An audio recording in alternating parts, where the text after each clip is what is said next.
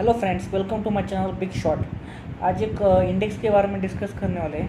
जो पुराना चैनल उसमें भी डिस्कस किया था मैंने, उसकी लिंक शेयर करूँगा मैं नीचे। मोबाइल नंबर है 9975706175। फिर से रिपीट करो, मोबाइल में 9975706175। नीचे डिस्क्रिप्शन बॉक्स में भी मोबाइल नंबर लिखा है। कुछ भी एक क्वेरी या कुछ भी चीज़ें चाहिए, आपको हेल्प चाहिए, इसमें मैं आपको हेल्प करने की कोशिश करूँगा। तो आज डिस्कस करना इंडेक्स के बारे में। अभी 9850 निफ्टी, तो यहाँ से वो लगभग 7500 तक जा सकता है। उसके बारे में रीजंस क्या है वो सब मैं डिस्कस करने वाला इस वीडियो में। बहुत ध्यान से सुनिए, इतना बड़ा टारगेट निकाल रहा हूँ। इसका टाइम फ्रेम थोड़ा ज़्यादा है कि 3-4 मंथ्स का टाइम फ्रेम है।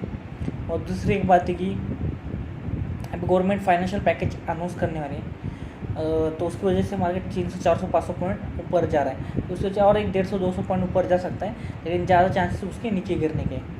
तो पहला फैक्टर है कि क्रूड ऑयल। जो क्रूड ऑयल है उसकी वजह से क्या है कि बहुत कंपनीज जो है बैंकक्रप्ट होने वाले, मतलब कि कंगाल होने वाले। जिस कंट्रीज भी बैंकक्रप्ट हो सकते हैं बहुत कुछ। मतलब क्या है कि जो अरब कंट्रीज़ है उनकी जो इकोनॉमी 80% क्रूड ऑयल पे डिपेंड है। कितना? 80% क्रूड ऑयल पर डिपेंड। 80%। सऊदी अरेबिया लो, कुवैत लो, ईरान लो, इराक लो, नाइजीरिया लो, वेनेजुएला लो। तो यहाँ पे क्या है कि उनको लॉसेस बहुत होने वाले हैं। तो उस वजह से बहुत इकोनॉमी श्रिंक होगी उनकी। तो उस वजह से क्या होगा, ग्लोबली इम्पैक्ट आएगा पूरे वर्ल्ड में। और ऊपर से यूएस में भी बहुत कंपनीज बंद हो रहे हैं, तो वहाँ से लोग जो है वो जॉब से निकाले जाएंगे। तो वापस से जो रेवेन्यू वाला था आने वाला था इंडिया में, रेमिटेंसेस, तो वो इंडिया को नहीं मिलेगा। और यहाँ पे जो क्रूड ऑयल गिरा इतना, जिसमें इंडियन कंज्यूमर को बेनिफिट हो सकता था, लेकिन क्या है कि गवर्नमेंट का भी सब रेवेन्यू चले गए क्योंकि लॉकडाउन की वजह से। तो वो फोकस क्या करेगा, इस पर पेट्रोल या डीजल पे जीएस एक्साइज ड्यूटी लगेगा। फिर उतना हमें जो बेनिफिट मिलना है चाहिए वो नहीं मिलेगा। तो क्रूड ऑयल की बात होगी। दूसरी एक बात है ट्रेड वॉर, अमेरिका चाइना की। जैसे अभी कल यूएस प्रेसिडेंट ने कहा कि हम टैरिफ वॉर लगाने वाले हैं, मतलब कि वो बात करके हम वार्निंग किया उसने कि चाइना पे टैरिफ वॉर लगा सकते हैं। इसके चांसेस बहुत ज़्यादा है। क्यों चांसेस ज़्यादा हैं? क्योंकि ये जब ट्रेड वॉर चल रहे थे तो मार्केट बहुत नीचे गिरा था। इनमें फिर से कुछ नेगोशिएशन हुआ, कुछ अच्छे ये बातचीत हुई, फिर से ऊपर मार्केट गए। लेकिन अभी फिर से एक चांस ये डील बिगड़ने के। क्यों चांस है? उसके बाद एक मेजर रीज़न है, नवंबर-दिसंबर में यूएस प्रेसिडेंशियल इलेक्शन है ट्रम्प का। तो यहाँ पे क्या है कि उसको कोई तो बकरा चाहिए। बकरा चाहिए मतलब कि क्या है कि कोरोना वायरस, क्या है कि कोरोना वायरस जब आया था तो यूएस प्रेसिडेंट जो ट्रम्प था वो बोल रहा था कि इतना ज़्यादा इकोनॉमी पे इम्पैक्ट नहीं होगा, ये कोरोना वायरस एक नॉर्मल डिजीज़ है, आके चला जाएगा। लेकिन ऐसा कुछ हुआ नहीं। तो बहुत लोग 67,000-70,000 लोग मर गए वहाँ पे यूएस में, और 10 लाख के ऊपर केसेस हो चुके हैं। अभी उसको लोग पब्लिक का ध्यान हटाने के लिए कोई तो बड़ा बकरा चाहिए। तो चाइना से बड़ा बकरा उसको कोई नहीं मिल सकता। तो उसी वजह से इनके दोनों बीच में झगड़े चलते रहेंगे, टैरिफ और ट्रेड वॉर जो भी, और उसकी वजह से मार्केट पे भी बहुत बड़ा इम्पैक्ट आएगा। तो ये बहुत बड़ा फैक्टर है, बहुत लोग देख नहीं पा रहे इस फैक्टर को। ये बहुत बड़ा फैक्टर होने वाला है इस साल में। तीसरी बात है कि जो बैंक्स की एनपीए वो बढ़ने के चांसेस है।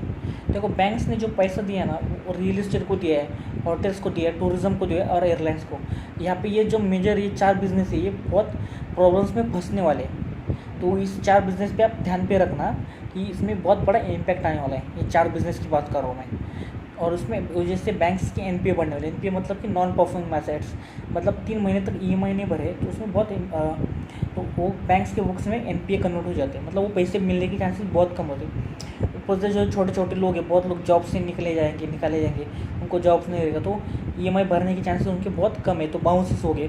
तो उसी वजह से उसमें बैंक्स को बहुत प्रॉब्लम होना है। तो ये साल के लिए बैंक्स को बिल्कुल आप अवॉइड करो। बहुत ही कम बैंक से, कोटक या ऐसे बैंक जो आप सोचना लेने के लिए सोच सकते हैं, लेकिन उसको भी आप इस साल के लिए अवॉइड करो बैंक्स को पूरी तरह। और बैंक्स मतलब कि एनबीएफसी भी प्रॉब्लम है। एनबीएफसी मतलब कि नॉन बैंकिंग फाइनेंस कंपनी, जैसे बजाज फाइनेंस ले लो, या एलआईसी हाउसिंग फाइनेंस ले लो, या अपना जो है आईबुल हाउसिंग फाइनेंस ले लो। इनको भी बहुत बड़ा इम्पैक्ट होने वाला है। और बैंक्स को भी जो हाउसिंग फाइनेंस कंपनी है बैंक से पैसा उठाते हैं, तो उसी वजह से बैंक्स को इनका भी बहुत बड़ा इम्पैक्ट होने वाला है। तो उसी वजह से बैंकिंग जो स्टॉक है वो निफ्टी में भी बैंकिंग स्टॉक है, तो उसी वजह से एक रीज़न हो सकता है कि गिरने का। और ऊपर क्या है कि रिलायंस का जो स्टॉक है उसने मार्केट को ऊपर होल्ड किया था, अभी उसमें भी प्रॉफिट बुकिंग आ सकती है, क्योंकि जो फेसबुक की जो डील थी उसकी वजह से वो ऊपर आ जा रहा था, लेकिन अभी वो भी गिरना नीचे चालू हो सकता है, उस पर भी आप नज़र रख सकते हैं। तो ये जो फैक्टर्स है उस पर ध्यान रखिए। अब एक चौथा फैक्टर है फिस्कल डेफिसिट।